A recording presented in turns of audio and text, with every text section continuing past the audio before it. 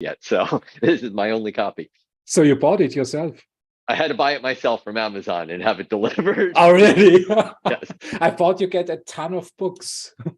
I do, but they haven't arrived yet. And people were asking me where, can I see the book? Or I need to show it for events like this. So I had to, if you order it directly from Amazon, it comes, a day or two later.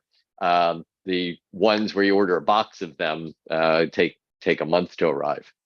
Yeah. Are you recording from your house, or is it? Yes. So this is actually our tea house. Yeah. In the back of our house. This is my wife's room that she uses for teaching tea ceremony. We're preparing for Girls' Day, which is called Hina Matsuri. So Hina means the dolls, and you can see the dolls behind us, and the picture on the scroll of the kinds of dolls that are here, which is the emperor, empress, and the court. That's cool. So we have a common interest in Japan. I'm training in Japanese martial arts. Unfortunately, I don't think I have a book here.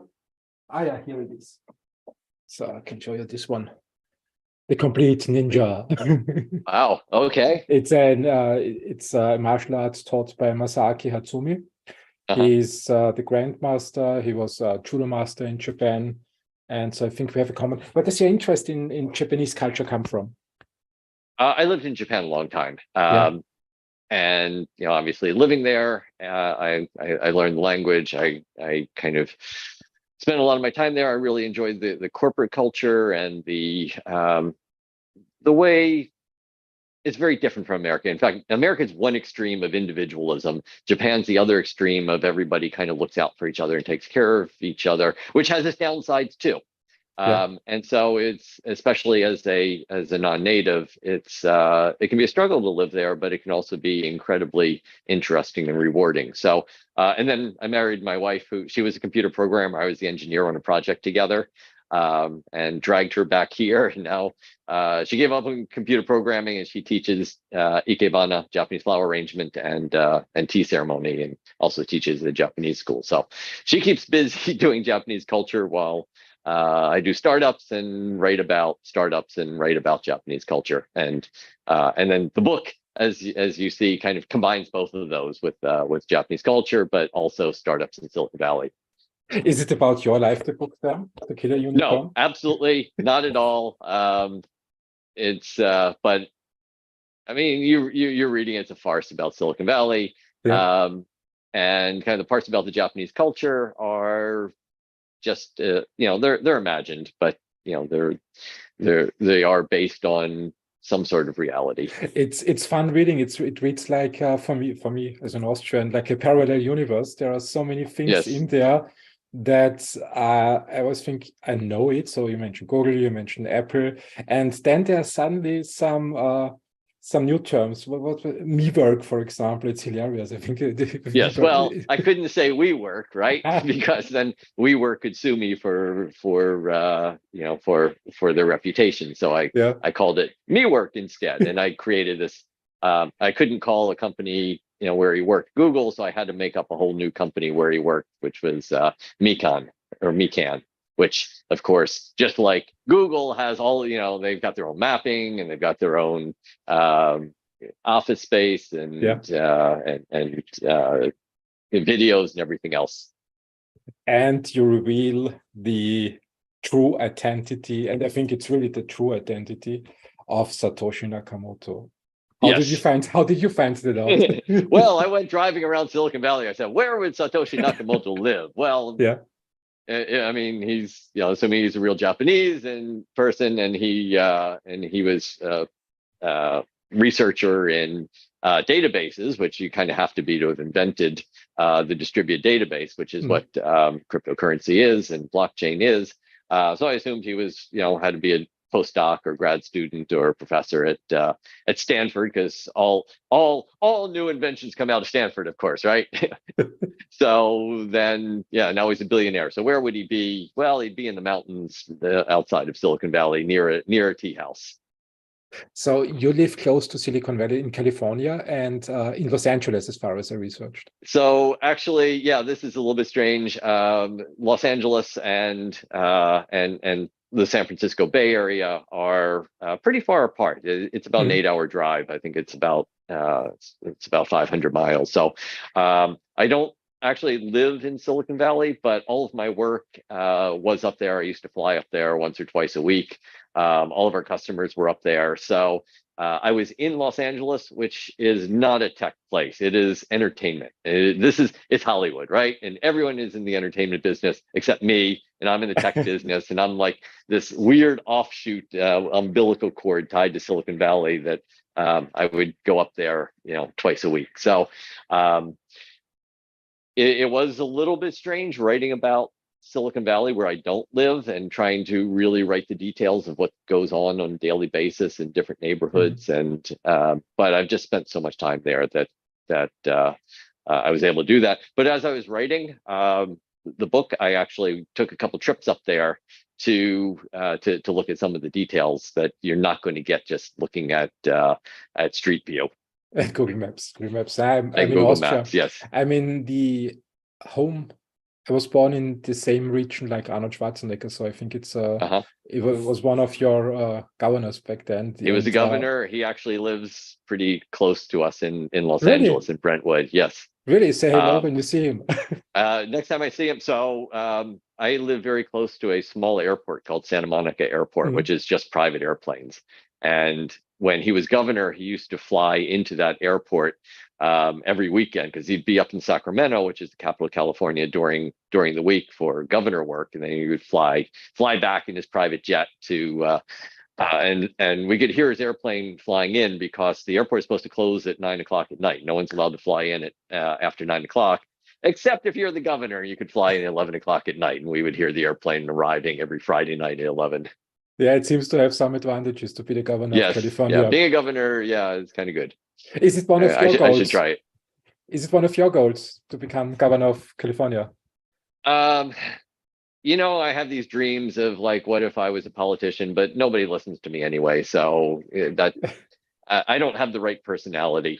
And the interesting thing was neither did Arnold Schwarzenegger. So I'm probably going to get myself in a lot of trouble here by saying he was my favorite governor of California. And nobody says that, because almost everyone who follows politics especially in California, is very strongly Democrat or very strongly Republican. And he was in the middle. And he was a Republican, but he promoted a lot of the Democratic policies. And even more importantly, he changed the politics to try to make the parties less important, which was the only thing you could possibly do that both parties would hate you for. So everyone hates Arnold Schwarzenegger as governor except for me. It was tough for him to get much done, because both of the parties wouldn't support him. So it was a struggle. But I really liked how he changed the policy, so we have open primaries and less party pushing things. Anyway, that's probably one of the few things I could say that everyone will hate me for, so I ought to be careful. No, I will not hate you. So Arnold Schwarzenegger is an Austrian, I'm an Austrian, and I grew up with stories about Arnold Schwarz. I think in the US it says Schwarzenegger, and Schwarzenegger in German. Yes. And I was born in the 70s, and I think it makes a perfect hook to your book and to your background and startup investing. I think we should talk about 3 topics in this podcast. One is your background, your experience in B2B marketing in the tech sector, your experience with startups, and your advice to startups. You write a lot on Medium, so I love your articles on Medium. I'm a huge fan of yours and read. Thank you. I think probably it's exaggerated that I read every single one, but I think I've read most about it. And when I have time and I see on LinkedIn, I also comment it. And then let's dive into your book. I have also some questions here. Wonderful. Arnold Schwarzenegger is a good hook to the startup world, because when I was a boy in the 70s, so late 70s, early 80s, there were these stories about this stupid Austrian who believes he can become famous with bodybuilding. So he did not do a normal job, and he of course succeeded. He got Mr. Universe, and then he had this idea, which in the Austrian universe was also ridiculous. He wanted to become an actor, and everybody here around said, no way can an Austrian make it in Hollywood, and he succeeded. And he did, yes. He did the third thing, governor of California. So also in Austria, it was like, it's hilarious. I mean, a bodybuilder, an actor, an Austrian, and a governor, governor of California.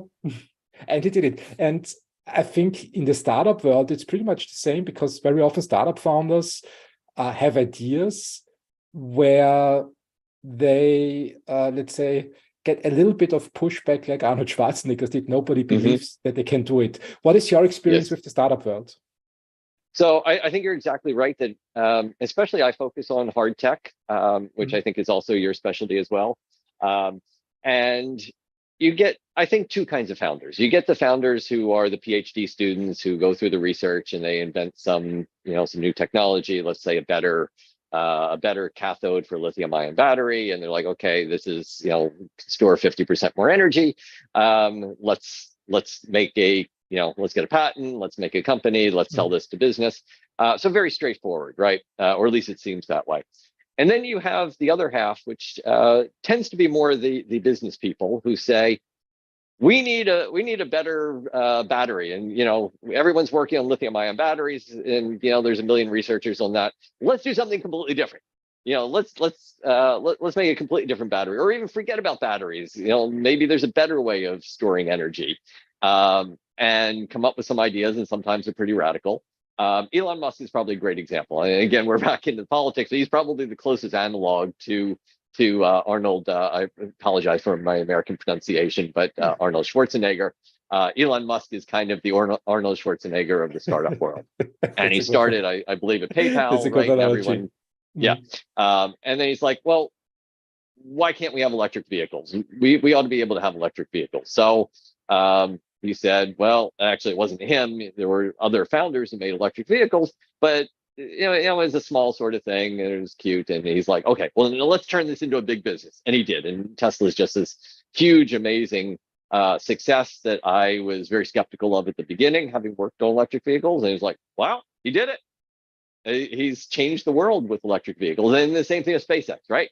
It's just like, why can't we make a cheaper, faster, better way of going into space than the usual government bureaucratic way? Why does it have to be done in a government system? Why can't we take these ideas of, maybe we'll blow up a couple, but we can also build 100 of them and do it faster and do it at 100th of the cost, and that's worth it. And we succeeded at that as well. And solar panels on the roof, and well, now we'll see how he does with Twitter, where he's coming in to something that already exists instead of starting from something pretty fresh. But that's kind of the idea that I think the outside world has of startup founders and unicorn leaders. Most of them are not that way. Most of them are much more willing to follow the rules, especially when it means the government's suing you for financial violations. But it does tend to be people who think outside the box, who say, I have a goal, I have a dream, we need to do this, there's got to be a way to build it. Sometimes it works out spectacularly, and a lot of times it doesn't. But we tried, and then that's kind of the building blocks for the next one. Even Theranos, right? Theranos was, and we'll come back to this in the book, but Theranos was a great idea. Theranos was, why do we need these giant blood machines that we have to send our blood test out and it takes 3 days to get results? Now we have microfluidics. Now we have all of these other technologies where we can do this quickly. We can do just real-time analysis of blood samples, and we can give you a result right now. The problem is, she had this dream of, well, we're going to do 130 tests with 1 drop of blood, and that was physically impossible. If she had backed off and said, that's our dream for 10 years from now, we can do the 10 most important tests that you need to know right now, like your cholesterol and some of the other major things that you want, and you don't want to wait 3 days for, because that's silly. And we can do that with maybe not a drop of blood, but a small amount of blood, instead of having to like take 3 tubes of blood. She actually built that. It would have worked. And if she had backed off and said, well, this is what we have now, and it's not our, we have this goal, we're going to make more tests, we're going to add to it. But she got into this idea of, I have to get to my dream. And she was willing to fake it till you make it, right? She was willing to lie and say, when they asked her, how much can you do? She said, we can do all these things, instead of saying, no, we can do this right now, and this is great. And this is like half of the market, and it's still $10 billion. So this is wonderful. And this is where the inexperience played in. So there's a lot of people like that. And some of them figure out, yeah, we can't do everything we want to do, but we can do, 90% of the important stuff. And we'll get to the other things later. And then there's some of them are just like, no, we gotta, this is my dream, this is what I have to do, and it's who cares if it blows up along the way. So but yeah, founders are interesting people. Theranos is definitely a good example for the craziness of the startup world. I think it was Sebastian Malaby. His book is really good. It's the history of venture capital, in my opinion.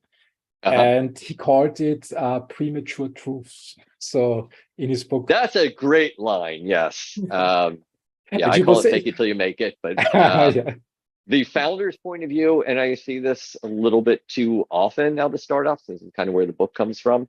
I've seen founders where I've known things from the inside, or found out later when the company imploded, that the idea is, well, especially for hard tech, if we don't get the money, we can't build it. But if we don't have it already, no one will give us the money. So they're willing to, premature truth is such a perfect word.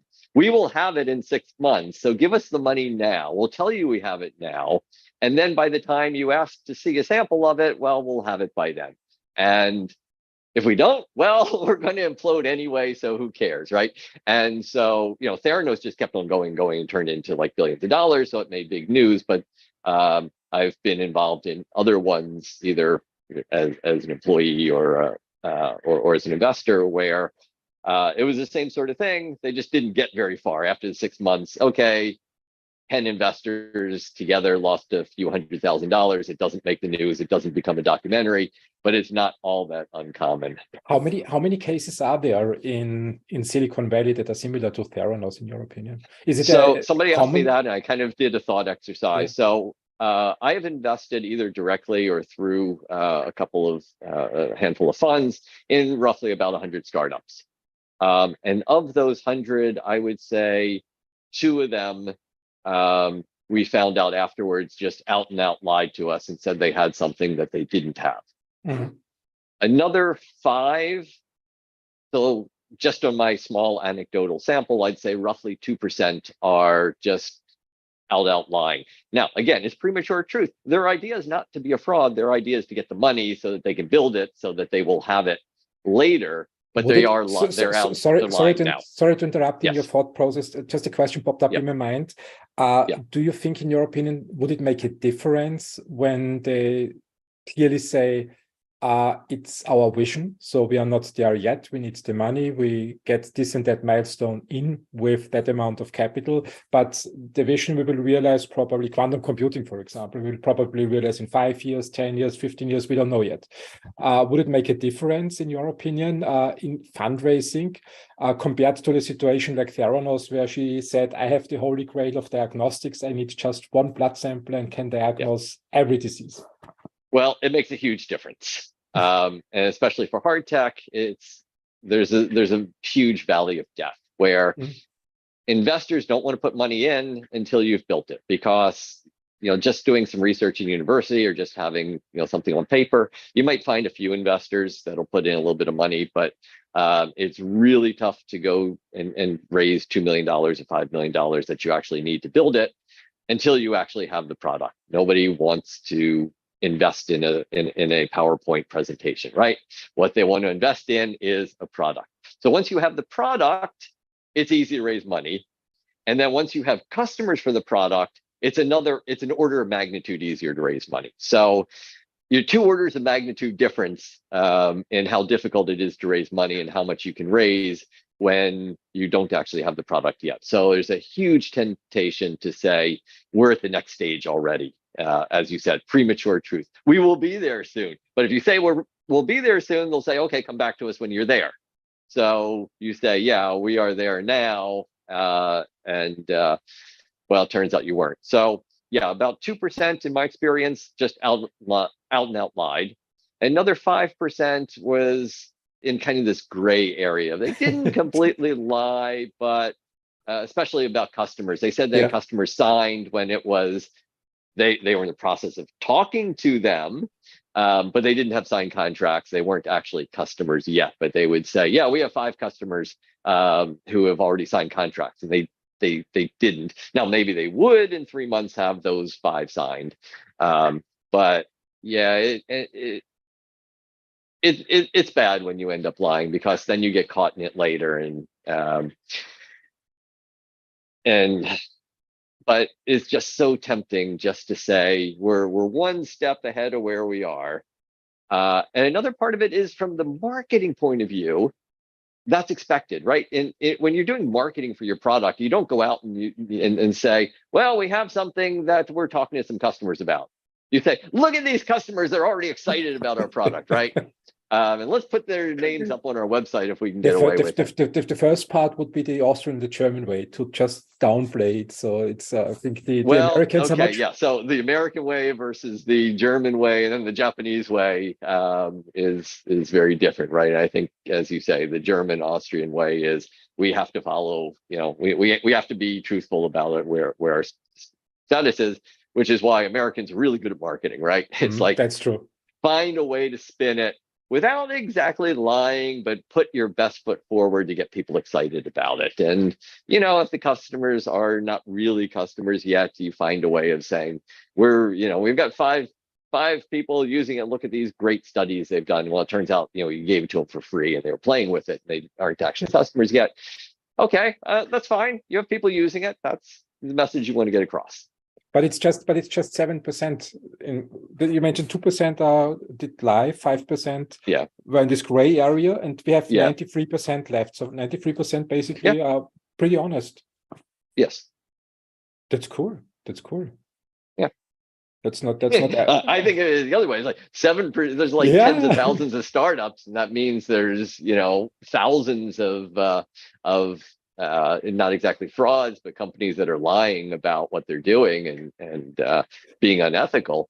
So I look at it, that's a huge problem. But you're right. 93% are they will try to spin it. They will try to say, here's why you should look at us, and here's all of our great points. But if you ask them a question and say, have these people signed a contract? How many actual customers you have? They will say, yeah, we're talking to investors. We have to tell the truth, and here's our actual status. You mentioned a couple of minutes ago you invested in 100 startups, or more than 100 startups. Did I understand that right? Yes. So I've invested in about 40 startups directly, and then I'm in a member of 5 different funds, angel funds, either chemical angels or tech coast angels, where we as a group will invest in startups. I've been doing that for a few years. So there's 5 funds, and together they've invested in about roughly 60 companies. So I called 100 total. How do you define in California angel investments? You define yourself as an angel investor. What is your definition of an angel investor when someone wants to go to California? I mean, I'm asking this question because basically California is the dream of every startup founder here in Europe. The best ones want to relocate to the United States. And I'm just curious to understand better the reality in California. What is your definition of an angel investor? So let me give you the venture capitalist definition of an angel investor first, because it's a little bit easier to understand. So from a venture capitalist point of view, a venture capital firm is a professional investor, and an angel investor is an amateur investor. That's the way they look at it, and they kind of look down on angel investors. With 100 startups invested, I would not directly put you in the amateur category. But but the point is important that they are, I mean, a venture fund is a business. I think I wrote about that last week.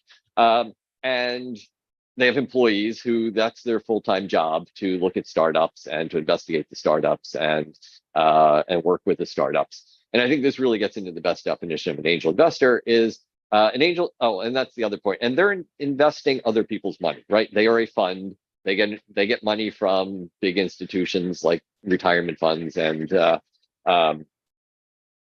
universities and insurance companies, and their job is to go find startups to invest in. They have employees, they do that full time. Angel investors are investing their own money. I think that's the key differentiator. It's coming out of my bank account, and I am making a personal decision whether to invest in that startup myself. The place where the gray area in between there is I'm also a member of angel groups, where we as a group will have a fund and we'll decide whether to invest. But fundamentally, it's our own money. It's a pool of our own money, and we are making our own decisions. And then if there's success, the money goes back into our own bank account. So it is a fund, but it is still a volunteer organization where we do all of the investigating ourselves and decide ourselves what we want to invest in, rather than a company, an investment fund that is investing on behalf of other people with full-time employees being paid to do that. You're a great. So that's the other part is I am not paid to be an investor. I'm investing because I want to, and because my hope and my expectation is those investments will pay off. So I could invest in Apple stock and Netflix and and Procter and Gamble, or I can invest in startups. And actually, of course, I do both. Right? What would be? This is my next question. What motivated you to take your money and invest it in startups? So when you became an angel investor, instead of leaving it on the public sector, I mean, the returns in the last 10 years, thanks to quantitative easing in companies like Facebook, Apple, Google, Netflix, were simply mesmerizing for public companies. What motivated you to go down the private investment route?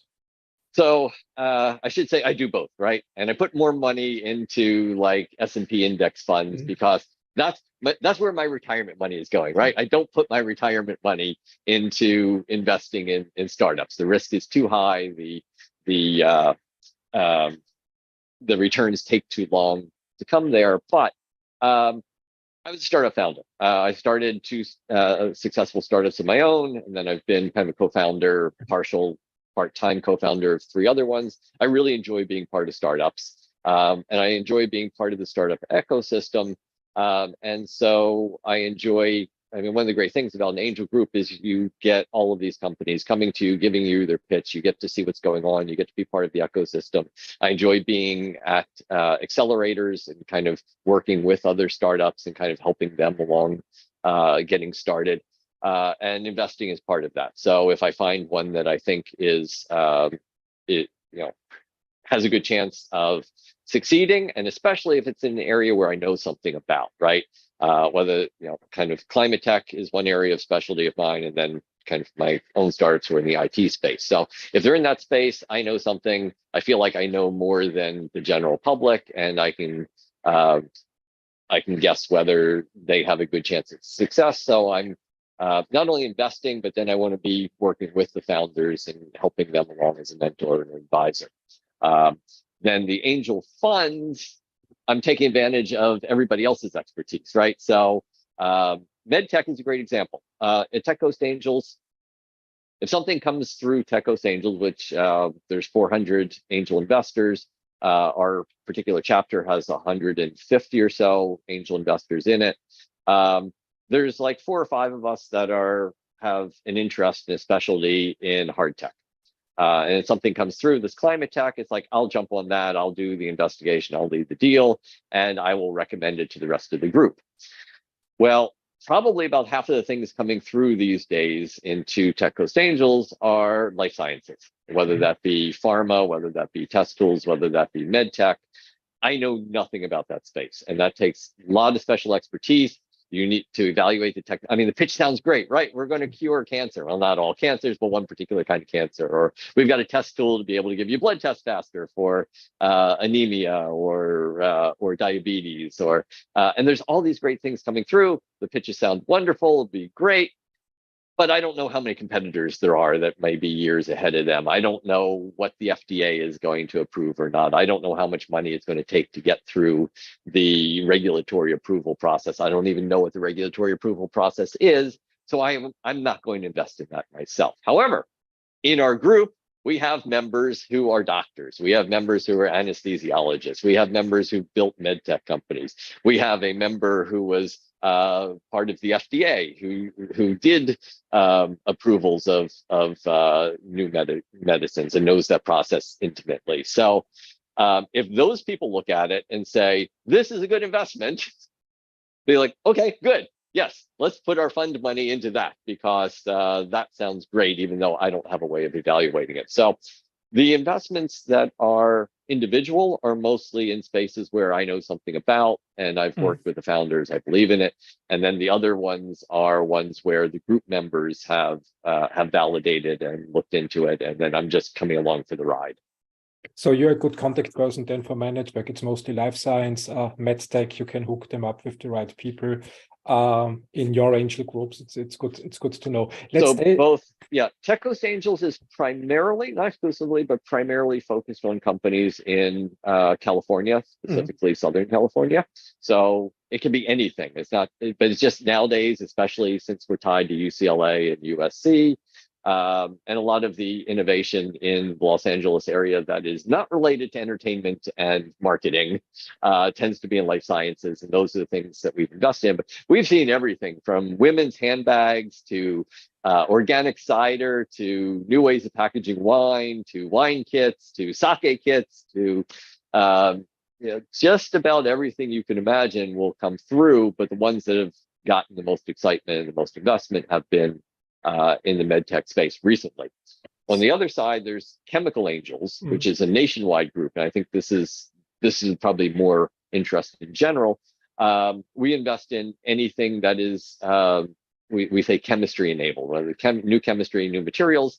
Roughly about half of that is sustainability. How do we make things without using petroleum products? How do we recycle? How do we build better batteries?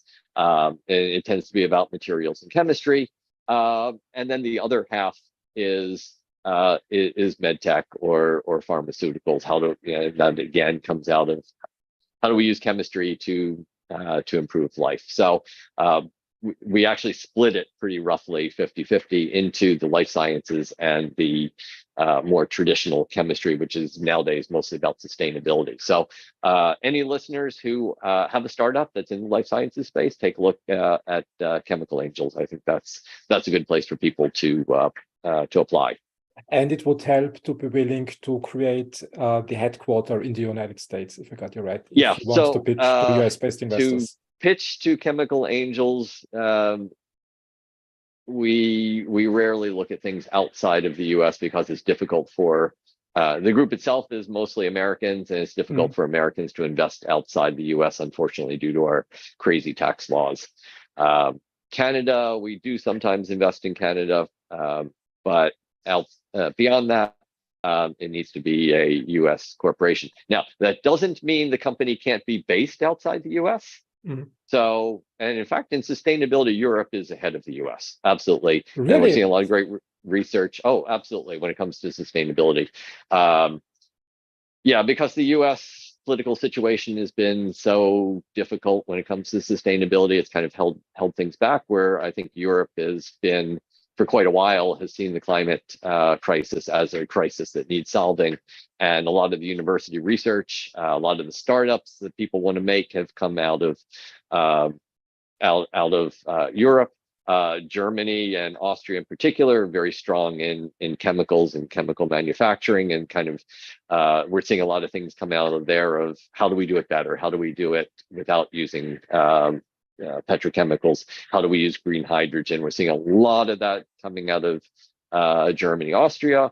UK also has a lot of startups in the particularly in climate related space. So it's kind of frustrating for me as an American. It's difficult for me to invest in those companies, and there is a big enough ecosystem in those places that it doesn't really make sense to say, yeah, our employees are all going to be in Austria, but we're going to have our corporate structure be based in the US and Delaware because we want American investors. Whereas if you are based in India is a good example. Most of the Indian startups that we see will kind of follow this path of, yes, all of our employees are in India except for like one sales guy who might be in the US. But we will set up our corporate structure to be a US Delaware corporation. That way we can get investment from both people in India and investors in the US. Now, when you look at Europe, I think it's pretty much a similar situation. I mean, the seed investing, startup investing is pretty much solved thanks to public funds. Right. But yes, that's another advantage of Europe is there's a lot more public investment and quite a bit of corporate investment. Corporate investment, but there is still a lack in for Series A, Series B. So venture capital basically is still a huge gap. Let's talk a little bit about the analytics and the numbers. With your 100 startups, I think you're a valuable source of information. The numbers that I use when I talk about public and private investments are pretty simple. So I mostly explain that in public companies, you can say 12% of the companies create positive returns, while 88% are rubbish. And the magic is finding the 12%. And Warren Buffett, for example, is excellent in that. And when I talk about private investments, my numbers are that when a VC fund invests in 10 companies, 3 to 4 are bound to fail. 3 to 4 will do okay-ish. They will return the investment and a bit more. And 2 to 3 companies will be the big winners. So they will be the unicorns who create the mesmerizing returns of 10x. And when a VC is lucky, maybe one is a real unicorn with 100 to 200x return on investment. Now, you mentioned that you're involved with angel groups close to Stanford, close to LA. So it's still I think, the motherland of venture capital and angel investing. Yeah. And you, with your groups, have invested in 100 companies. What are your statistics? What did you see return-wise? Yeah, so I don't have the numbers offhand, but I actually wrote one of my articles at the beginning of this year in March. And so the biggest problem with investing in startups is everyone asks you, how are you doing? And like with public stocks, I can go on Google or Yahoo or CNBC, and I can tell you today, am I up or am I down? Even real estate, I could go into Zillow and I could say, yeah, this is roughly how much my real estate portfolio is worth. Startups, you don't know. And you won't know for roughly 10 years. And I've only been doing angel investing for 12 years. And of course, most people have only been doing it for like 3 or 4, right? So you invest in companies, and there's something called the J curve that throws people off. And it's kind of frustrating. So the J curve says your failures come quick and your successes take a long time. And the bigger the success is, the longer it takes. So the ones that fail tend to fail quickly. Right? They were going to build something, it didn't work, they run out of money, end of story, I lost my money. So what tends to happen is in the first, and I got into angel investing, I said, I have this pot of money and this is how much I'm going to invest. And I'll split it up like first year, second year, third year. And then after the third year, I should start getting returns and I can use that to invest in the next ones afterwards. I got to the end of 3 years and I'm completely out of money. I had no returns yet. Like one gave me my money back, and like 2 or 3 of them failed completely, and the others are just like, well, we're on we went from pre-seed to seed, right? So hopefully in another couple of years we'll get to Series A. Another 2 or 3 years after that we'll get to Series B, and one day you'll get a return. And most people don't get that, right? You don't get any money back until the company exits. You can't get out of your investment. So it's dead money.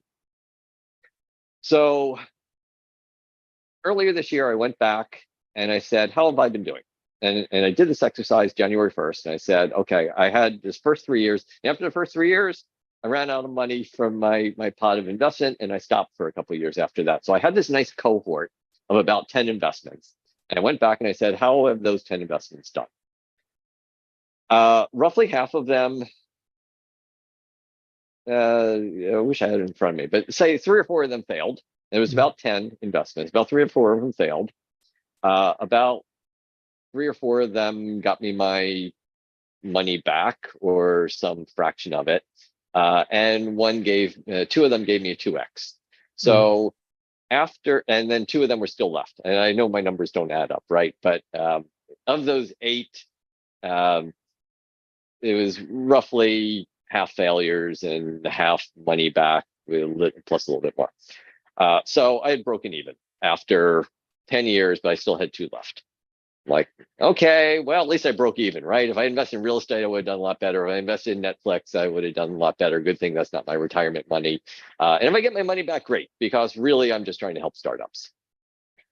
And then 3 months after that, one of those 2 had a 20x return. Wow. Like, woohoo! Suddenly, after 10 years, my break-even investment turned out to be you add them all together, that 20x out of 10. Then I had a 2x return. So roughly about the same as public stocks.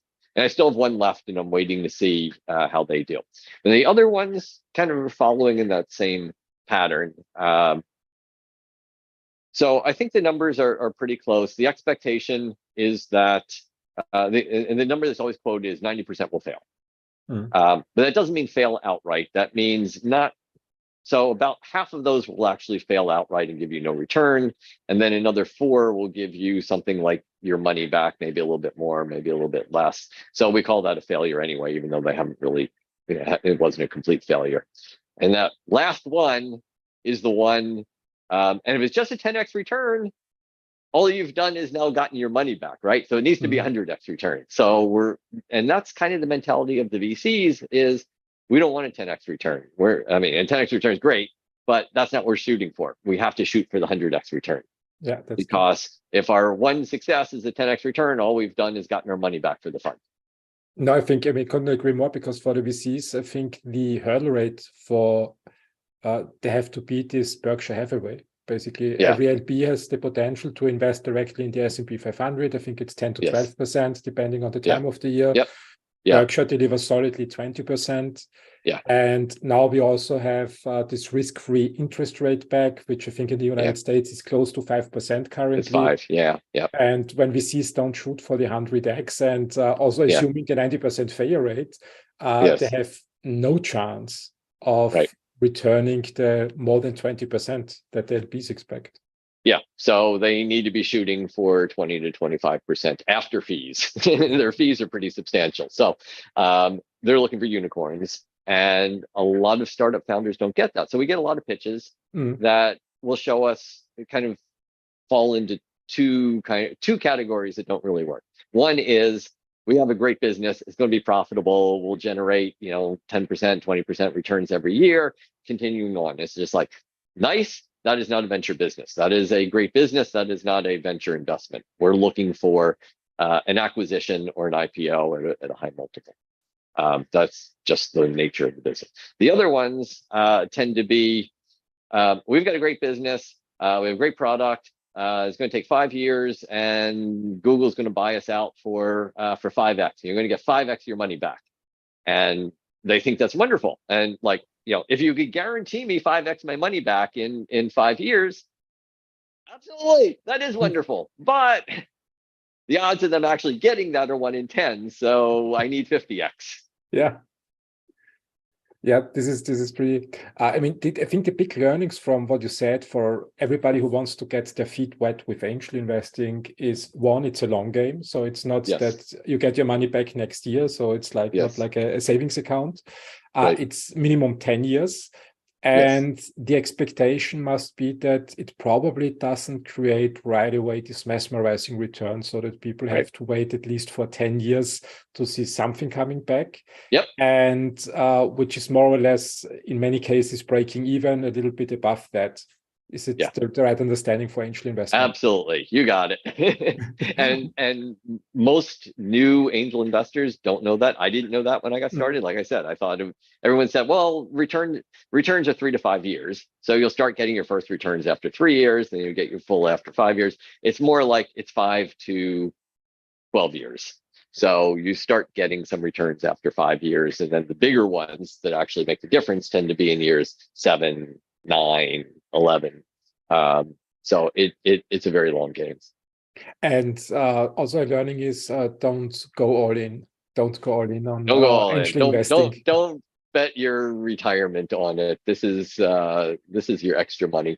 And even so, you hear about these venture funds that they've got $1 billion to invest or $100 million to invest, and you think, well, it's a lot of money. And the people that are investing in them are retirement funds and university endowments and corporations. And what you find is they typically will say, we have to put half of our money has to go into bonds. It's safe. We need to be able to pay people. And then like another 40% goes into public stocks because we need to juice our returns a little bit. And we'll put something like 3% into venture capital. But these organizations have so much money that 3% ends up being tens of millions of dollars that they can invest in venture funds. So, but even them, we're only 3% of our money goes into venture capital. Mine's a little bit more than that, but it is not a huge amount. So I think of it as almost like a part-time job, right? And it takes a lot of time. It's a lot of work to find the companies and really investigate them to make sure that they're worth investing in. I'm curious to understand a little bit better the angel mentality in California. You said your group invests in a lot of startups.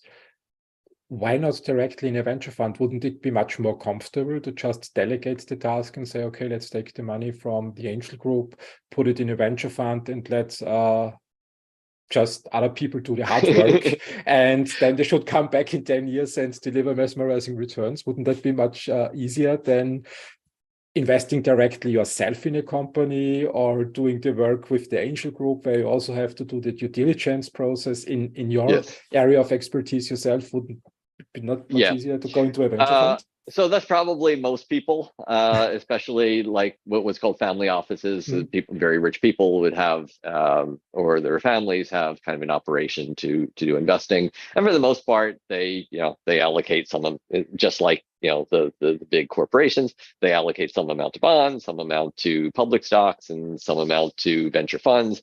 And then they go off on cruise to Italy and have a nice life. Europe is beautiful. I completely agree. Europe is beautiful.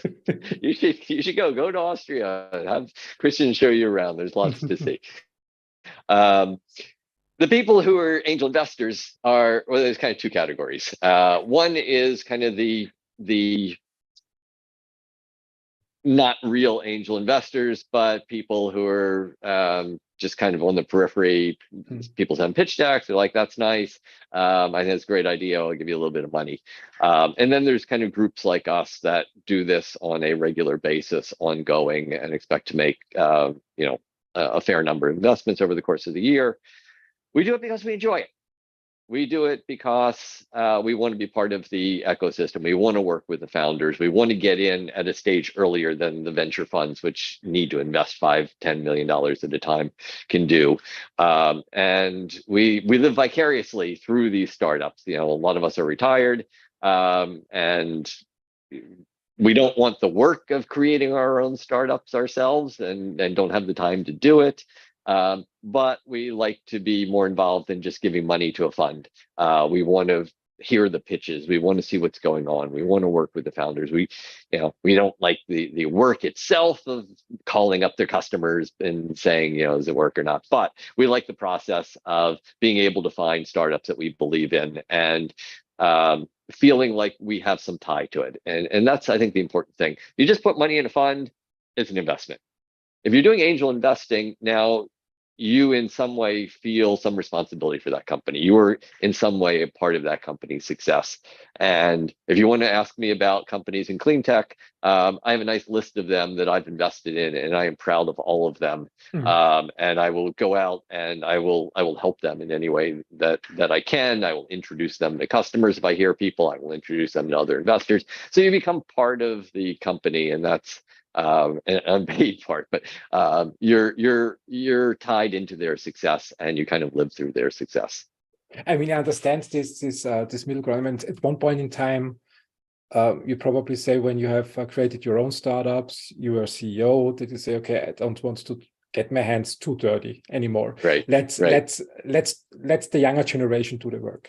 Yes. Let me rephrase the question a little bit and come from another angle.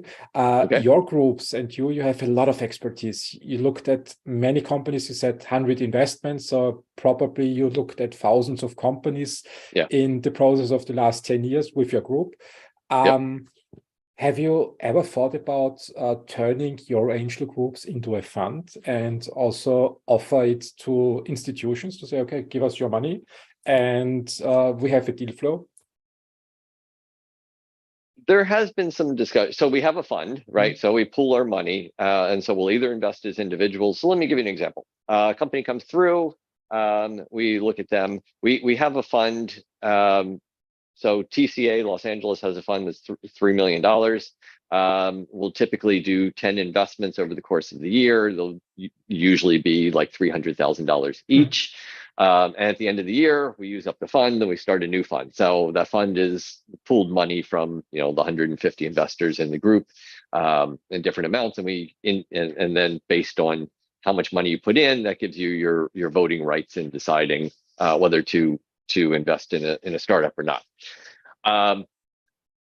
There's been and there's no fees involved, right? So if you put money in a venture fund, they're professionals, but they have to make money out of it, right? So they make money by taking 2% of the fund every year to cover the cost of the employees and the operations, and then 20% of the success as a success fee, and that's the big money. So we don't take fees other than the actual operational cost of like paying for legal fees or accounting or stuff like that. So first of all, there's no fees.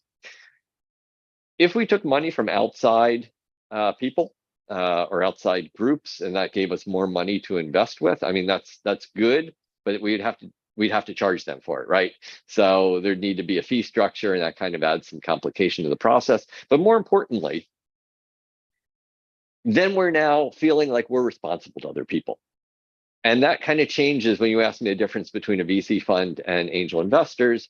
As angel investors, we are only responsible to ourselves, and we don't have to justify why we invest in something other than we think it's a good idea.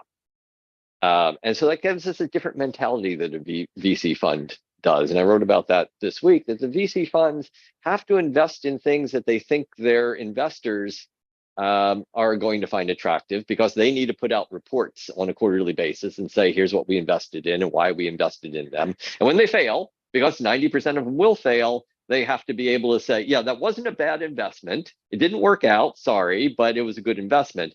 And that kind of reduces their flexibility to invest in things that might be a little bit different or interesting, because they kind of have to follow the herd, because when it fails, they need to say, yeah, everybody else thought it was a great idea too, but yeah, sorry. And so not having to justify why we invest in something to anyone other than ourselves kind of changes the mentality, and I don't think we want to do that. That said, there's quite a few people who are angel investors who've been successful as angel investors, and they say, well, I'm doing all this work myself. I'm finding the companies, I'm doing the investigations, I'm joining the board of the companies, but the amount of money I can put in is limited. If I take money from other people, I can make this into a part-time job or even a full-time job. And so a lot of the small funds, I mean, we hear about the big funds by, like A16Z or Coastal Ventures, where they have billions of dollars to play with. But there's also a lot of small funds out there that might be a $10 million fund or even a $2 million fund, which tend to be one person who started as an angel investor and then got some of his friends or other people. You've been able to go back and say, here's my success over the past 10 years. I can do something similar for you. Why don't you give me a little bit of money and I will invest it for you in the same things that I am investing in personally. And so a lot of the small funds do work that way. Back to my example. So something comes through as a group, we may invest $300,000, but then we'll also pool individual investments. So if the fund says this is a great idea, and I really believe in it as well, and not just using my fund money, but I may also invest some amount myself. And so typically we'll put together like another $200,000 from our group members and end up making a total of $500,000 investment. Cool.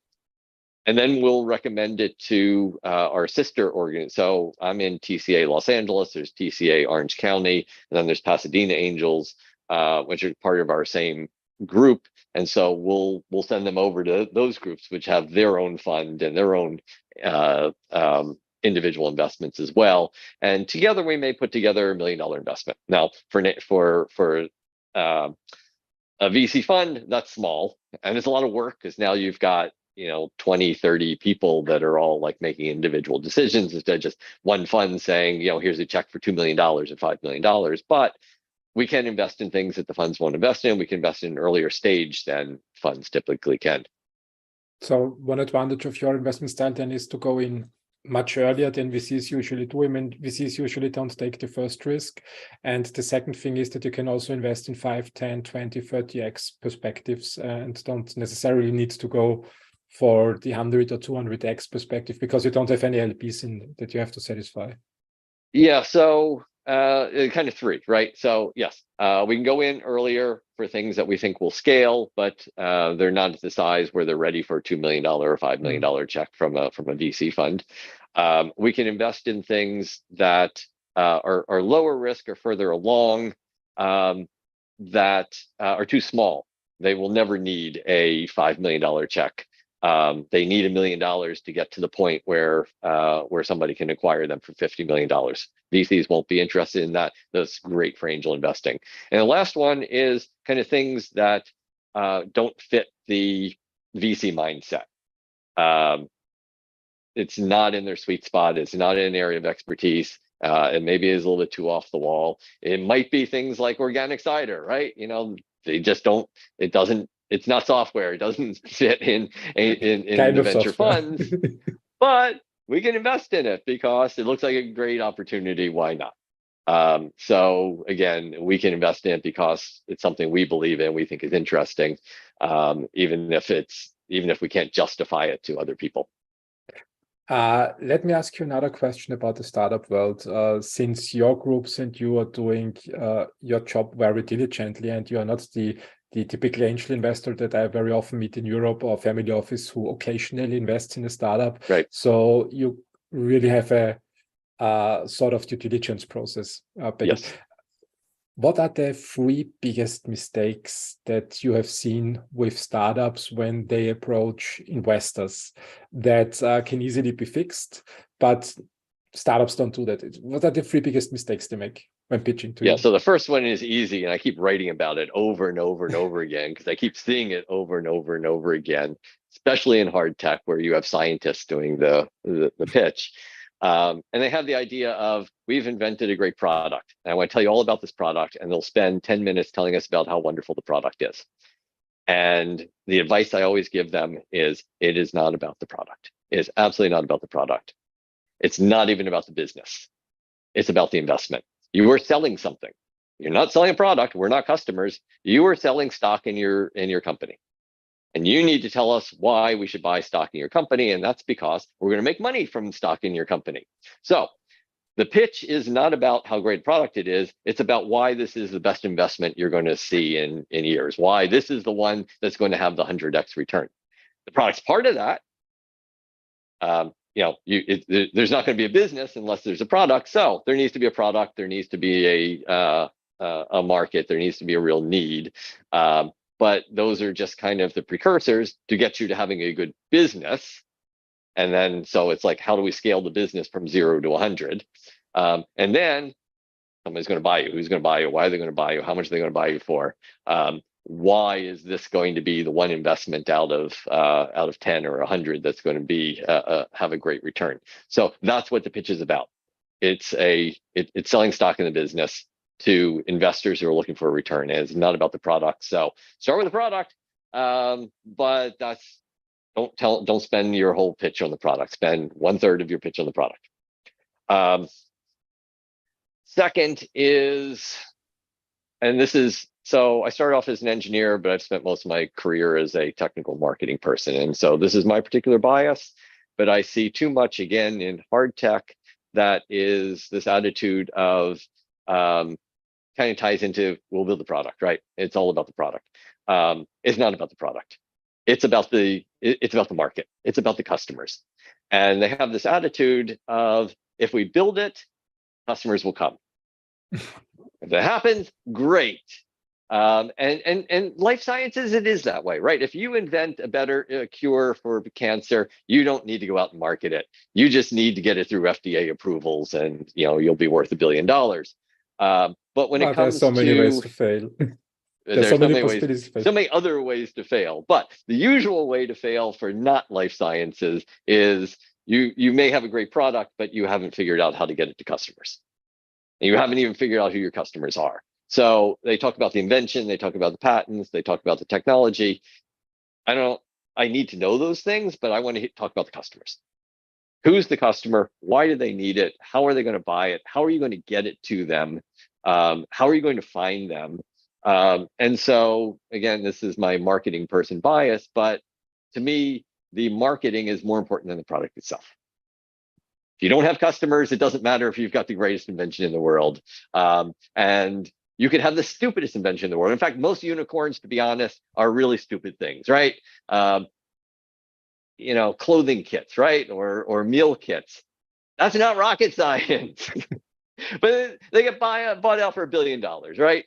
And have they really added to the happiness of the world? Yeah, I don't really think so. But they've found $1 billion worth of customers. Congratulations, the investors have gotten rich. You can have a really simple idea, but if you have a lot of customers for it, if you know how to market it, if you can build up a brand name, you can make a lot of money, and that's what investors are looking for. So, and if you don't do those things, you're going to fail. It doesn't matter how great your product is. If you don't have customers, you don't have a business. And somebody 5 years later will come along with exactly the same thing and be like, "I invented that. That was mine."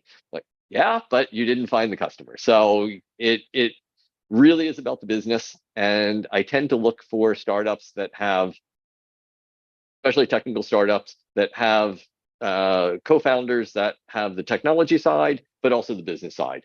And I see too many that are just like, well, I've got a PhD, I'm a smart person, and you are really smart, and I'll go to an accelerator and I'll learn all about business and pitching, and it's technical products, so I can talk to the customers, and then I'll hire a sales guy at some point. It's like, no. Marketing is just as tough as building a product. And if you don't do the marketing, you're not going to be successful. So you really need somebody who understands the marketing, not the sales, but the marketing, figuring out the strategy, understanding the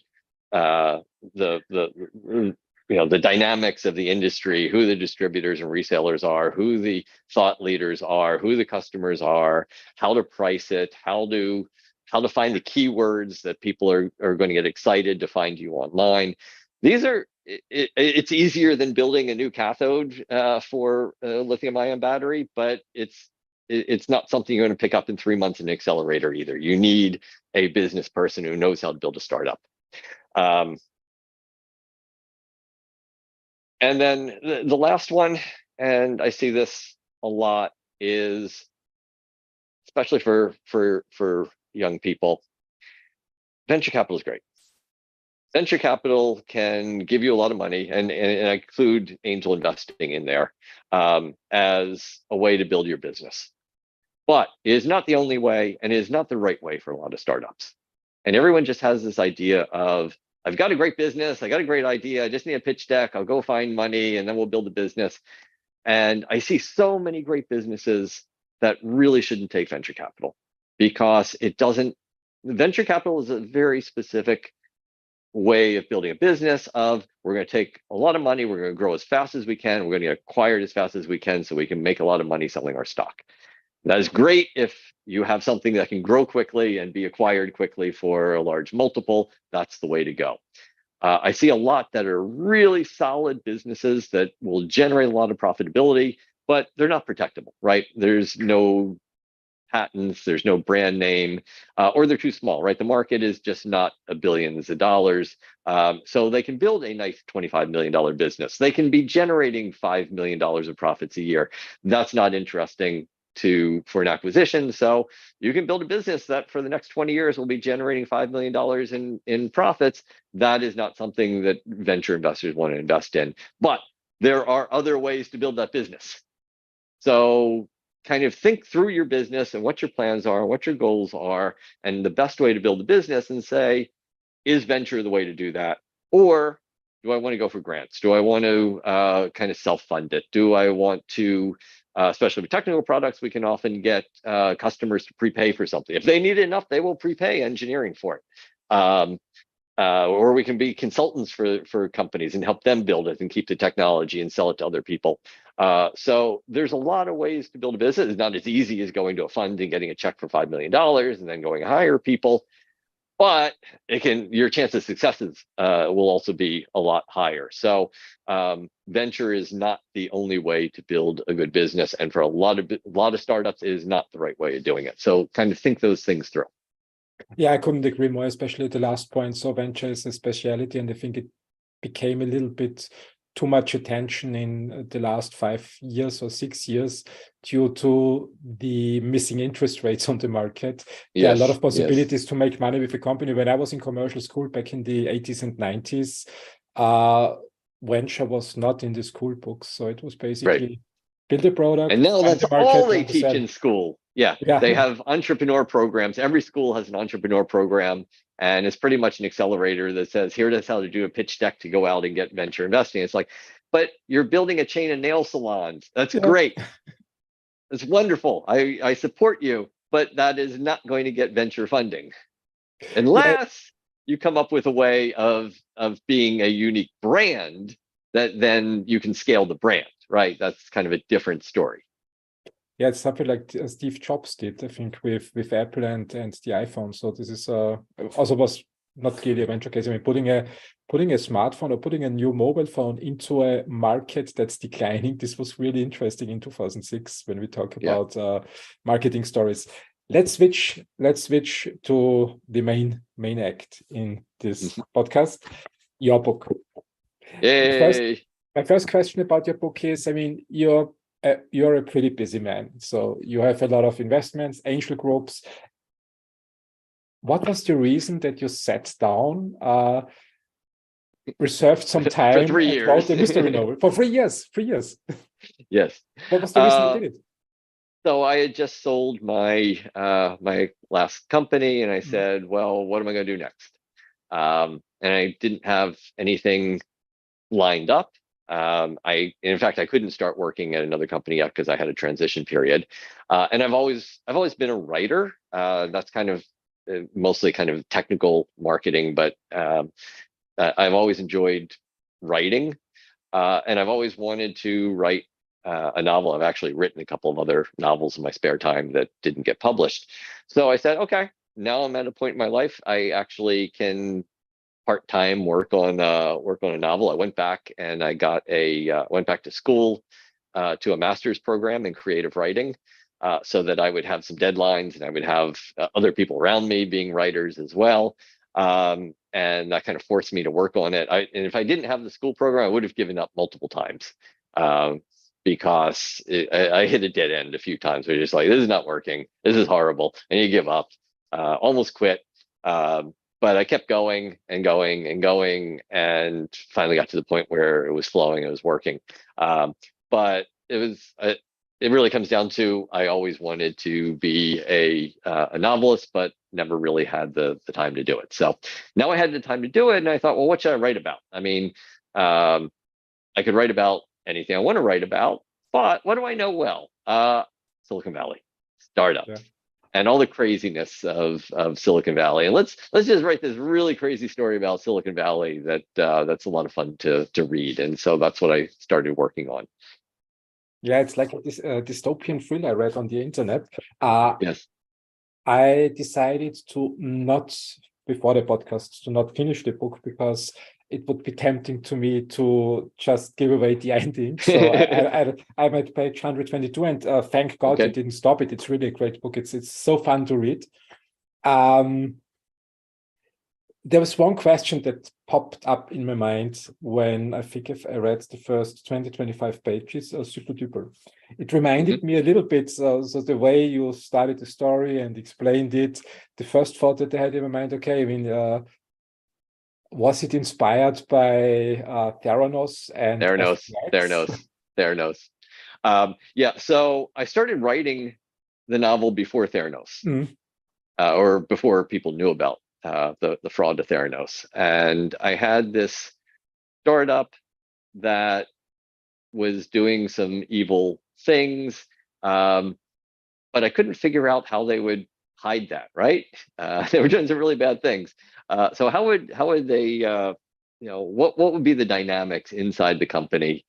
And right in the middle of writing it, the Theranos scandal broke, first in the Wall Street Journal, and then the book Bad Blood came out, and I'm like, so I had already had the original version was quite a bit different, where the founder of the president of the company was Satoshi Nakamoto, and Katie, who's now the founder of SüprDüpr, was one of the employees who was kind of giving away the inside information. So when Theranos broke, I'm like, oh, Katie is Elizabeth Holmes. She's exactly like Elizabeth Holmes, and here is the playbook for how she's going to hide what she's doing, because what she's doing is evil, right? And why she would justify it to herself, and how she would, and you'll start to see that through the second half of the book. You start to find out how she is hidden what she's doing, and justifying what she's doing as being a good thing rather than evil. Another great thing that I liked in your book is that you mixed some cartoons into the plot, into the storyline. How did you come up with this idea?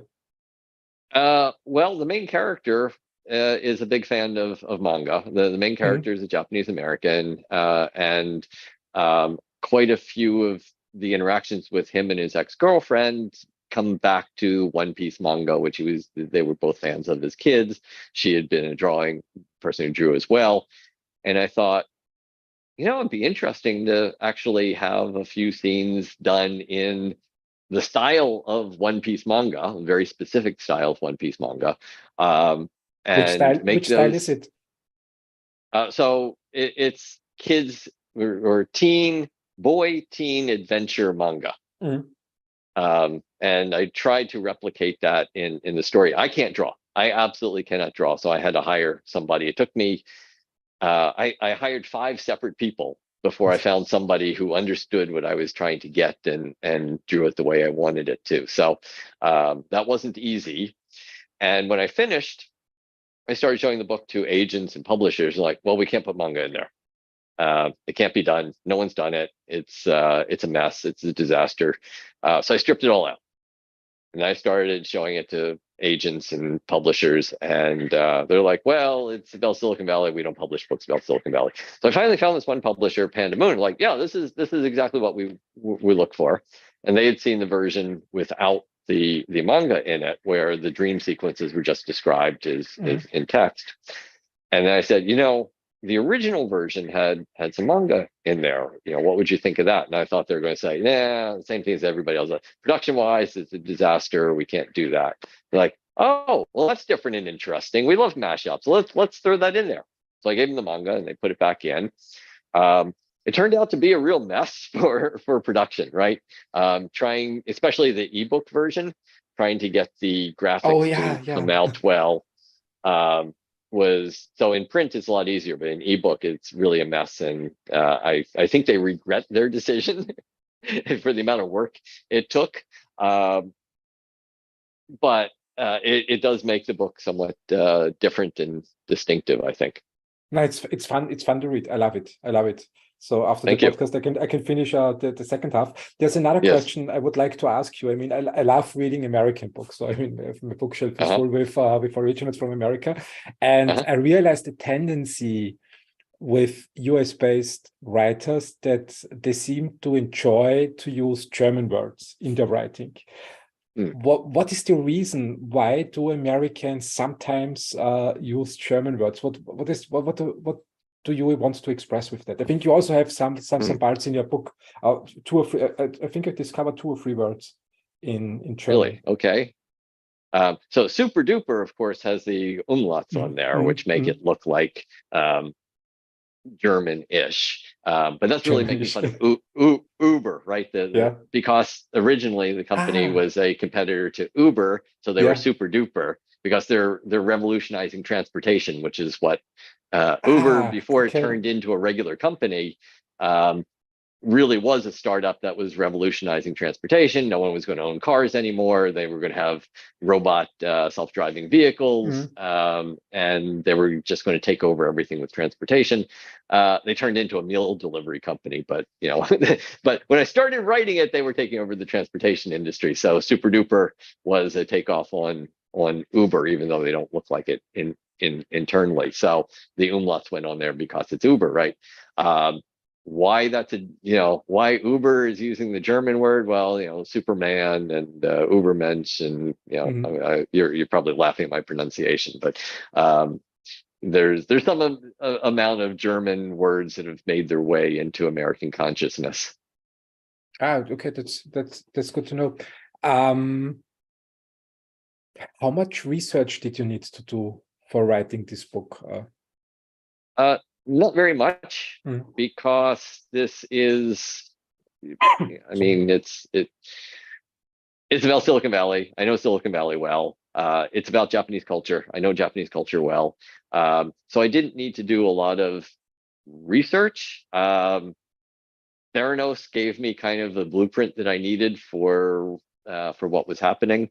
But every day while I'm writing, I've got Wikipedia open to double check things. I've got Street View open to kind of check the view. I've got maps, because maps are really critical to the story of where things are and how he's moving from place to place. And I probably spend as much time looking at those things and checking the details as I am writing. So you could say it's 50% research, or you could say it's 0 research. I'm just double checking things. I did have to go up to the area and drive around and see people and check restaurants and get a feel for places a few times while I was doing it. But if I lived there, which you normally would if you're writing about a very specific place, that would just be like walking outside and seeing things. So research, not very much. There is some discussion in there of particle physics, and that's how the system works. A little research, not very much. Anyone who knows particle physics will just completely laugh at how this device is supposed to work. And the original version had like 10 pages of description of how it would work and how it and kind of the whole philosophy behind how the system would work, because it was about philosophy more than and kind of the whole the Schrodinger's cat, right? Okay, so there's one of the Schrodinger's cat story, which ties into particle physics and the whole what is reality versus what is non-reality, but there was a lot in there, and everyone's just like, this stuff is boring. So I took 90% of it out and just like, yeah, it works this way. That's the end of it. And I'm not going to try and justify it. That's not what the story's about. There's also a love story in the book. I mean, there is. Two men, one woman. What was the decision to put a little bit of a romance into it? Got to keep it interesting, right? So as I was working on kind of figuring out how to write a mystery, because I'm never a mystery writer before, one of the things the professor at the school said was, mystery is tough, because every chapter has to accomplish two things. One is you have to develop the character, and number two is you have to develop the plot. Most stories, you can do one or the other. It's either about the plot, and the plot moves forward, and the characters don't need to be developed, or it's just, it's literary fiction, and you just write about the character, and every chapter is about developing the character and their journey. Mystery, you have to do both at the same time. So I needed to give him some grounding, and I think it's one of the things that drives him, right? I mean, he's the main character. Ted Hara is a geek. He will tell you that himself. Sort of. He's a hacker. He's a programmer. He's got a master's degree in mathematics. He is not good at dealing with people. He is horrible at dealing with people. And he knows that, and he wants to get beyond that, but it's very difficult for him. And so having his ex-girlfriend that he's still kind of in love with be the foil for him, I think really helped develop the story, because she could do things that he can't do, and he could do things that she can't do. And I liked having them together, but also that tension between them of being ex-boyfriend and girlfriend, but still really being in love with each other, but not being able to figure out how they can be together, kind of added another layer to the story beyond just like who did it and what's going on in this crazy startup. Why? I understood. I mean, it's nice to start with this love story, so I can relate to that. I think everybody has an ex, and in our times, and is familiar with the development or the complications when doing something together with an ex-partner, and then suddenly you bring up a second man, a policeman, into this already complicated story. Ex-boyfriend, ex-girlfriend, they have to solve a problem, and then comes a second man into the plot. Somebody else who's in love with her. Yeah. I didn't do that on purpose. That just kind of happened as I was writing. It happened. And a lot of things in the book just kind of happened as I was writing. Sometimes they screwed up the story, and I had to like go back, throw away the 50 pages and say, yeah, okay, that didn't work. This one worked out. That having that rivalry there kind of pushed him in certain ways that he needed to be pushed. No, I like it because it was an unexpected turn. I did absolutely not expect that. So I was Okay. when I was reading, I thought, okay, I mean, I can relate to the story about a startup. I can it's popular in my mind. Theranos, or FTX is currently a little bit more popular than Theranos. So I saw some similarities at the beginning, and so maybe it goes down the road. I don't know yet. I'm halfway through. And then there was this love story. Okay, the ex-girlfriend, ex-boyfriend, and someone they're looking for someone. A rival. And then comes up the police, where I thought, how complicated is that now? Completely unexpected. Yeah, it's a pretty complicated story for a book that isn't all that long. Maybe too complicated at times, but I think it builds in for me. Keeps it moving quickly. A nice tension. I'm at this part when they have their personal speech. I think at the Buddhist temple. Or at the tea house. I've forgotten a little bit about that. It's really good read. Fun to read. Let me ask you another question, a little bit going away from the storyline. I don't want to give it away right now. People should buy the book and read the book. Thank you. Yes. So let's. This is also the reason why I stop it. I think I'm too honest. So I would, after finishing it, I would just simply give it away, which doesn't make sense on a podcast. You reached out to me with the question if I can host you on a podcast. Let's talk a little bit at the end of this podcast about the importance of social media in B2B marketing these days. On one hand for writers, but also on the other hand for startups. You have also a background in B2B marketing. Yep. If I remember one of your latest posts, right? How useful is social media these days for business to business marketing? 20 years ago, if you didn't have a website, you didn't exist. That was kind of a saying. And now it's just a true. In fact, now it's so true that you don't even need a website anymore, because people don't necessarily look at your website as the first thing. They do look at your social media. And again, this kind of goes back to what I was saying before, especially for like hard tech, people think it's about the product. If you build it, they will come. And that's not true. You have to find customers, or you have to find ways to get customers to find you. A lot of people think, so here's the difference in sales and marketing, right? Sales thinks, I have a product. I can make a list of the potential customers. I can call them up. I can email them. I can tell them what I have, and then they'll be like, wonderful, great, tell me more. That's a salesman mentality. I'm a marketing person.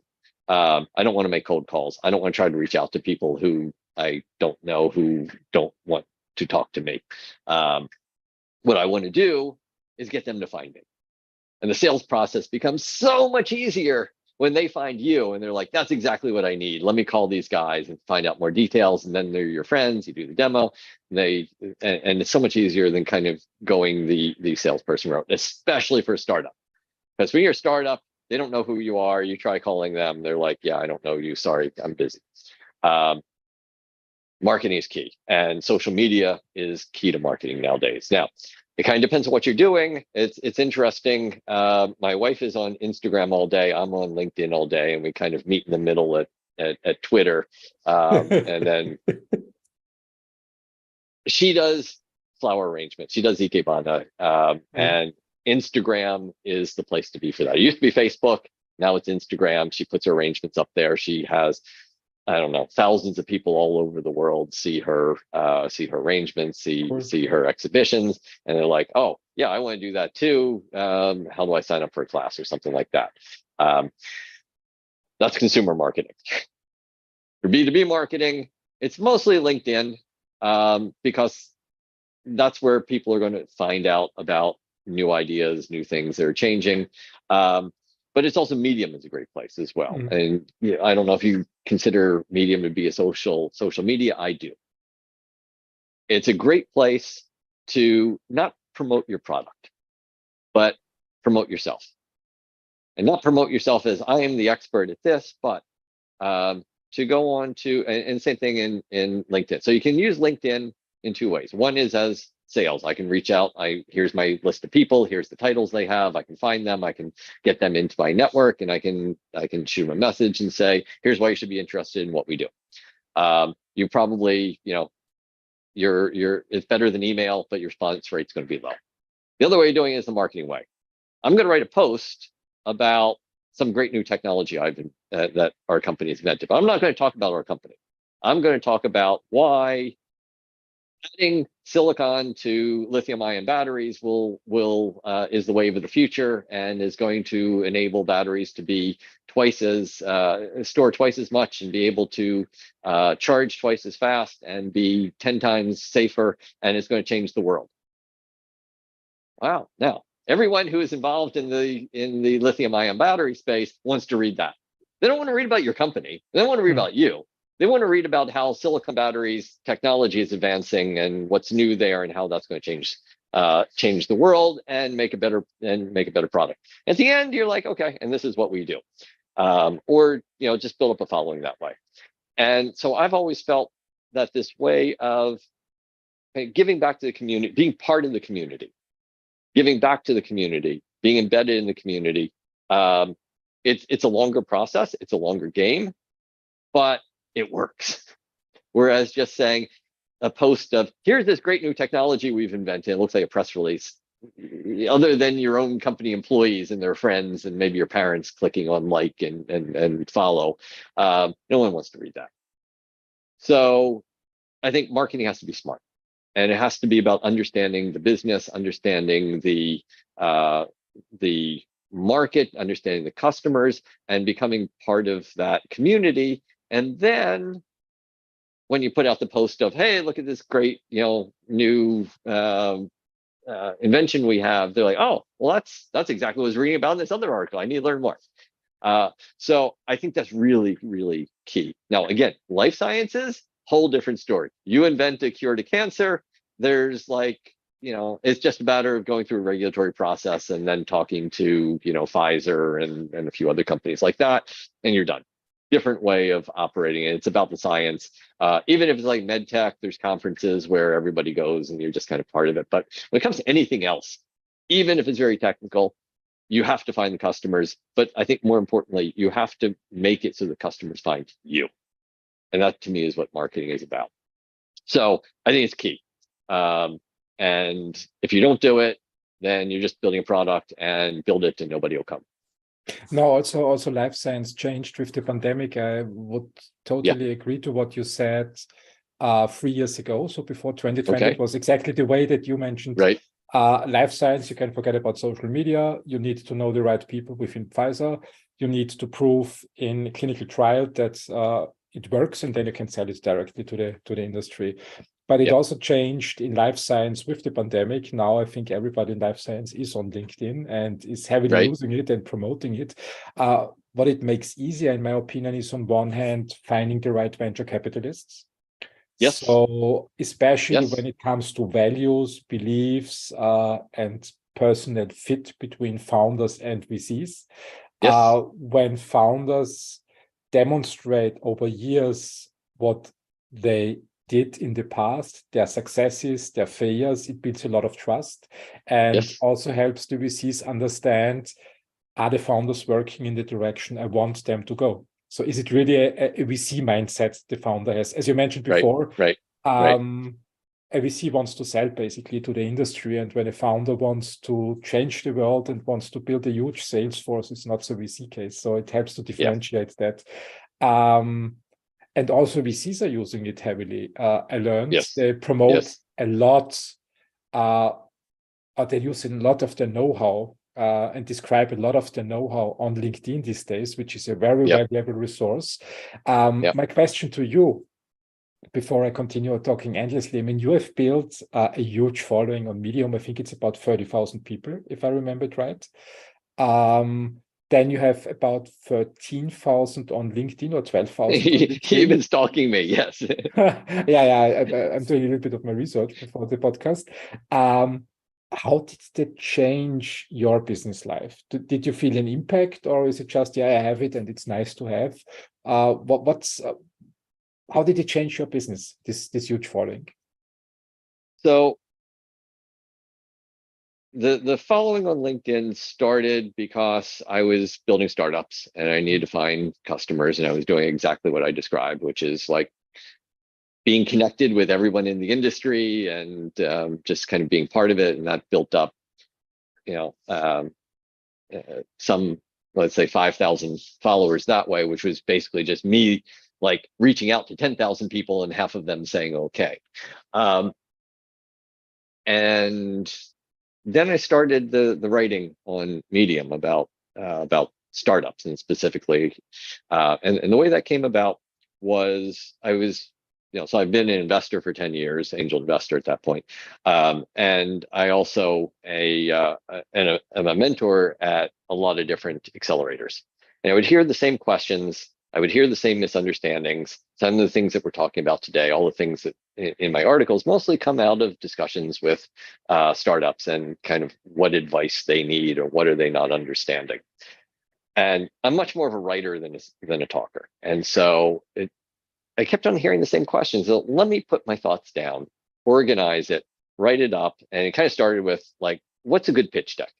Why are these pitch decks horrible? Why are we spending weeks and weeks and weeks revising the pitch decks and they're still not very good? How do we make a good pitch deck? What's wrong with it? Well, that's my headset. So I started writing a series of articles about how to make a good pitch deck, what needs to be in the pitch deck, what needs to be in each slide. I put up on my own blog. And I thought, well, Google searches will find it. Nobody found it. So the only people who read it were the kind of the startup founders, where I would be at a accelerator and I'd say, I explain this in a lot more detail, a lot better in this article. Here's the link to it. Just read the article, and then we can come back and discuss particular questions. And then I put it on Medium because why not? Another place to get the same articles out. And nobody read it. And so then a publication on Medium, said, "Oh, this is interesting. Can we add it to the publication?" Mm-hmm. Yeah, sure, whatever. And suddenly I went from having like 5 views a day to having 1,000 views a day. Like, wow, okay, this is how it works. You need to be in a publication. And then people started following me. So I started. Which year was this? This with the publication? That was probably 2 years ago. I started doing that. And then so I started having a lot of people following me, and I was writing these every week or every 2 weeks. So I started in this rhythm, and I'd write it. I'd put it on the publication. Publication would send it out. They have like 200,000 followers, or another publication has 2 million followers, and get a lot of readers. They would follow me, and then some of them would hit me up on LinkedIn. I'd put the same articles on LinkedIn, and so then, you know, the people in my community would forward it to, would share it, or I guess on LinkedIn, if you hit like or add a comment, and it goes out to the people that are their first connections. So I started getting a lot of people following me that way. I'm like, great. Please follow me. Anyone watching the show right now, please connect with me on LinkedIn. Love to have a bigger community. It's really about building that community. And then somehow or other, I became like the top writer in venture capital on Medium, and Medium started recommending me as one of the people to follow. So I started getting, my followers just started exploding. I'm like, wow. And then I go on Twitter, and like I've been working on my Twitter followers for like 2 years, and I'm still like at 1,000, right? Like, and I'm following all these people. Nobody's following me back. It's like, okay, Twitter's a different world. So yeah. Now, of those followers on Medium, there's so I think it's currently somewhere around 30,000 followers. I'd say probably half or more are people who just like logged in so that they could see one article. And when you set up your account, it makes you follow a few people. So I was one of the top ones. I hit like, and I never hear from them again. So they're kind of like bots. They're not real followers. But there probably are, I do get up to 10,000 people reading an article if I have a good title that has a little bit clickbait and people get excited about it. So it's really been a great way to build an audience and get in front of people. And ironically, I started doing this as a way to kind of build my following and eventually help promote the book as well. I probably won't make very much money from the book. I mean, that's just the nature of small press. You just don't make very much. I'll probably make more from the articles on Medium that are used to promote the book, because Medium does pay you a little bit for each viewers or each reader. So anyway, even if it didn't pay me, and at some point Medium will probably run out of money and stop paying their writers, you think because so? they're a startup as well. Well, they'll definitely cut the amount that they pay.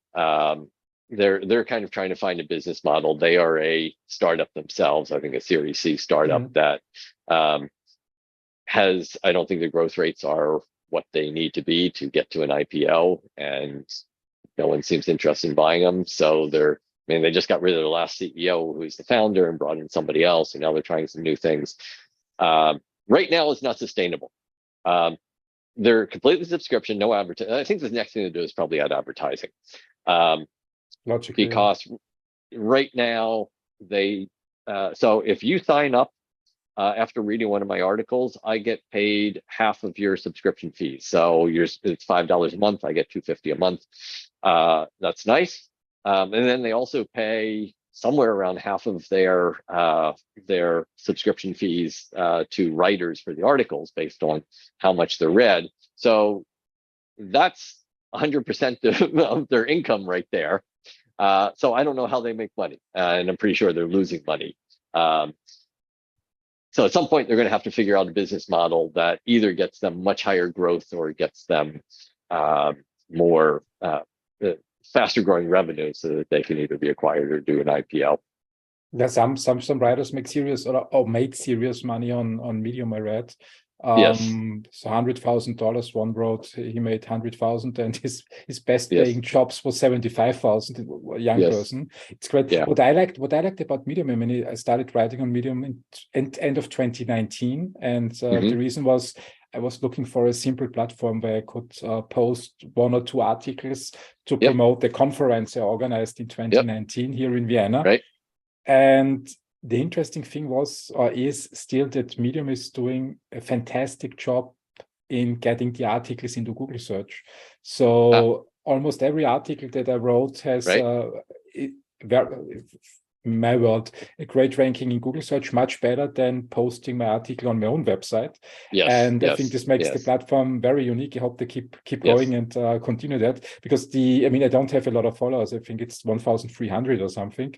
But I do get a lot of reach out. So a lot of people read my article, they find it on Google search, then connect with me on LinkedIn.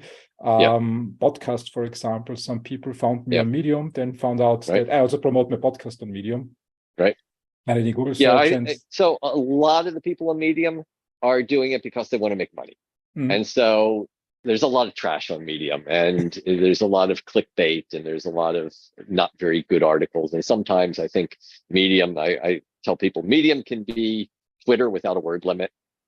Just rants and blogs and not very well written stuff. But it is whatever you want it to be. And there's also a lot of really great content on there. And if you're not using it to try to make money, because your job is to market something else, whether that be your conferences or whether that be a product, it can be, I mean, if you just have your own company blog, it's not going to get high rankings and is very clearly promoting your own product. So sometimes that's good. You want to have both of them, but Medium is a place to post kind of industry articles. No, I like Medium. Let's come to the final questions. We are almost at 2 hours, so it's wow. seven. It's 1 hour 42. We tackled a lot in this podcast. So talking about your experience as business angel, giving advice to potential angel investors. We talked about venture capital, about the startup world, about your book, about business to business marketing. Usually I end my podcast with give advice to this or that group. In our case, I would like to give it a little bit of a different turn. You finished your book. It's out on the market and I can recommend it. You also mentioned that you divested in some startups. What's next in your life? Is it the next book? Is it investing in more startups? What are your plans for the future?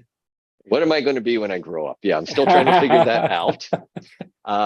Right now is probably a little bit of all of the above. So the second book is finished and hopefully will come out sometime around the end of this year. Oh, really? A sequel. Yeah, so it's a sequel, same characters, Ted and Sumire again, with another mystery, more of a cyber thriller, no manga in this one, about, again, hacking, about privacy and terrorism.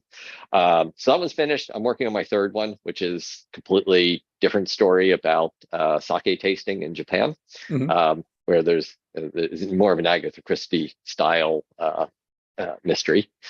But at the same time, I really enjoy angel investing and working with startups, so I will absolutely be continuing to do that.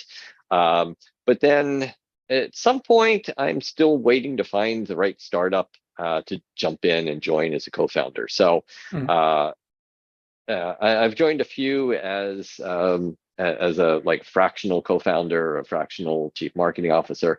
I really like to find one in the area of my passion, which is climate tech, and jump in and be the co-founder as a full-time job and kind of move everything else to being part-time.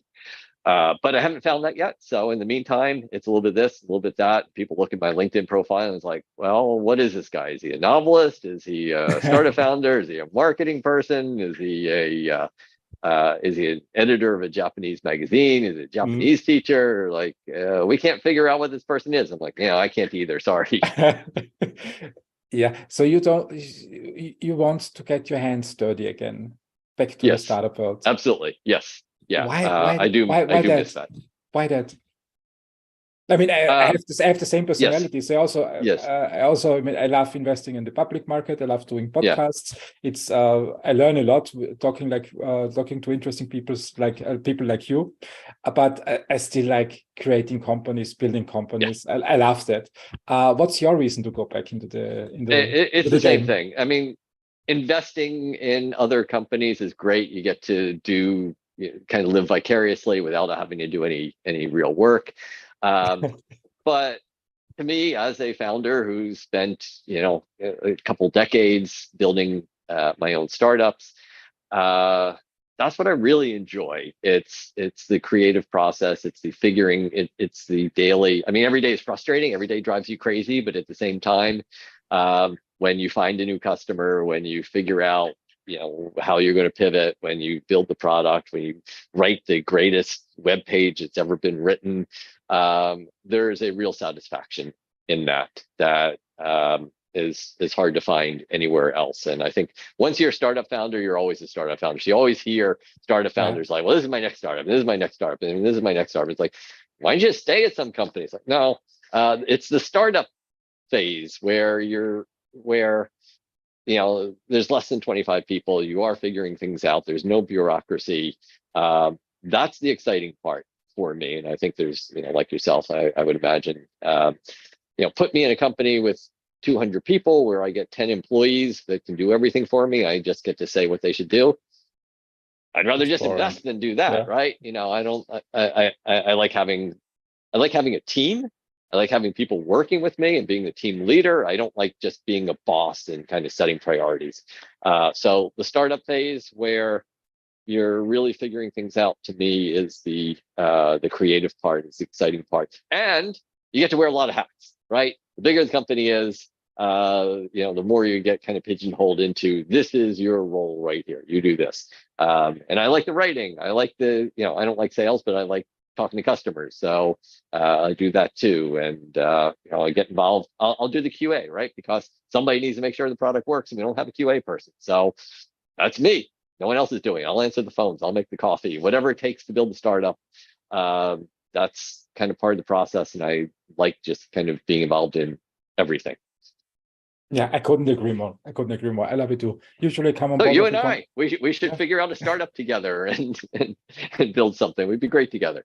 You have some ideas here. Maybe we'll do this one. Last question. Just don't. We promise not to kill anybody. We'll start there. First rule of our mission statement: we will not kill anybody. After reading this book, yeah, absolutely.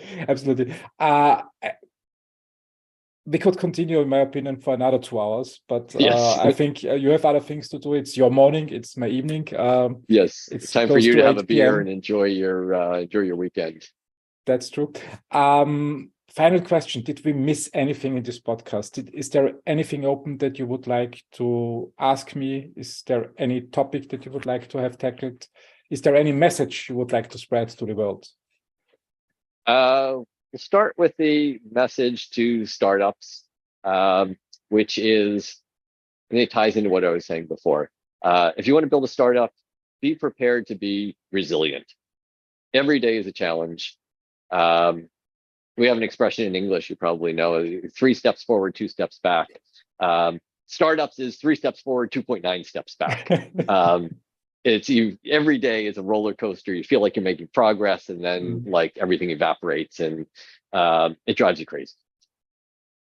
But it's an adventure. So if you don't like adventures, don't do a startup. And if you do like adventures, startups are great, and it's going to drive you crazy. But just relax at some point and enjoy the ride, because it will be a crazy ride. So that's kind of my message: of be prepared. Don't get over excited when good things happen, because the bad thing's going to happen, and don't get depressed when the bad things happen, because something good is coming soon that's even better. So sit back and enjoy the ride. And then lastly, I have to put the last plug in for my book. People ask me where they can buy it. The easiest way is go on Amazon. Amazon rules the world. In fact, I think pretty much anywhere in the world you can find my book on Amazon, To Kill a Unicorn, and it's available as ebook or paperback. And being in Europe is not an excuse. It also ships to Europe, obviously. Yep. It's in English only right now. Sorry, but it's good. It's one good day we'll get that. It's good training for European startups when they want to pitch then in the United States. Yeah. Thank you very much for this amazing conversation. So much. I enjoyed it. Yeah, I really enjoyed this, Joe. This was a lot of fun. And I can't wait until I get your second book. I'm going to have to get you an autographed copy for the second one somehow. This would be great. I would love it. I would love it. Yep. Thank you very much for your time. Have a great day. Thanks, Christian. Have a great Friday and enjoy your weekend. Will do. You too. All right. Take care. Talk to you soon. Bye-bye.